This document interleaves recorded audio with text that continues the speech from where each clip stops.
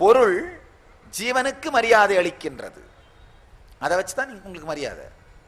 ஆனா ஞானிகளாக வாழ்ந்தவர்களுடைய வாழ்க்கையை பார்த்தீங்கன்னா அவர்களுடைய ஜீவத்தன்மை பொருளுக்கு மரியாதை அளிக்கின்றது. உதாரணம் என்னன்னா, இப்ப நீங்க வச்சிருக்கிற காரு, நீங்க வச்சிருக்கிற வீடு, உங்களுடைய பொருள், இதை வச்சு உங்களுக்கு மரியாதை.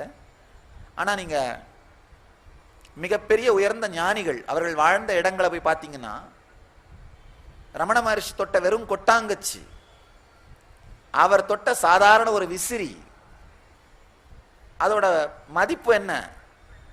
அதிகபட்சமா 5-10 ரூபாய்க்கு மேல இருக்காது. ஆனா அவர் தொட்டதற்காக, அவர் உபயோகப்படுத்தியதற்காக அது வழிபடப்படுகிறது. உயிராலே பொருளுக்கு மரியாதை, நமக்கெல்லாம் பொருளாலே உயிருக்கு மரியாதை. நல்ல ஆழ்ந்து புரிந்து கொள்ளுங்கள். சாதாரண மனிதர்கள் வாழ்க்கையிலே பொருளாலே உயிருக்கு மரியாதை,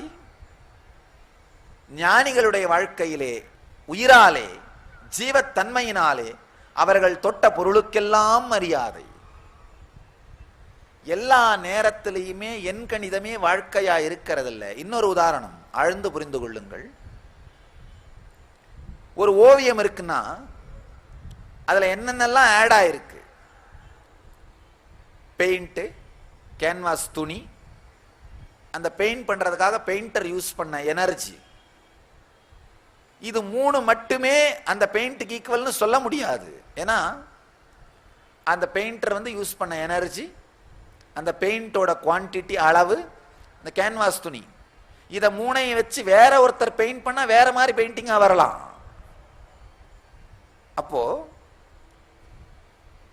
2 2 4 அப்படிங்கிற கணிதம் கணக்கு ஒரு ஓவியத்தை பொறுத்தவரை பொருந்தாது, ஒரு சிலையை பொறுத்தவரை பொருந்தாது.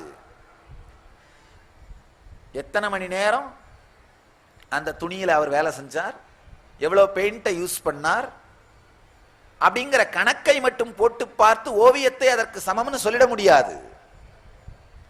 காரணம் என்னன்னா, அதே அளவு மணி நேரம், அதே ஓவியத்தை, அதே பெயிண்டை யூஸ் பண்ணி, அதே துணியை யூஸ் பண்ணி இன்னொருத்தர் செஞ்சா அதனுடைய குவாலிட்டி வேறையா இருக்கும். அப்போ அதிலே சேர்க்கப்படுகிற பொருளை தாண்டி ஏதோ ஒன்று அங்கு இருக்கின்றது. 2 2 4ன்ற கணக்கு வாழ்க்கையில எல்லா இடத்திலும் நிஜம் கிடையாது. கணிதம் தர்க்க சத்தியம். 2 2 4ங்கிறது தர்க்க சத்தியம். ஆனா அதை தாண்டி இருப்பு சத்தியம்னு ஒண்ணு இருக்கு. தர்க்க சத்தியத்தை தாண்டிய இருப்பு சத்தியத்தை உணர்ந்து வாழ்பவர்கள் ஜீவன் முக்தர்கள். வெறும்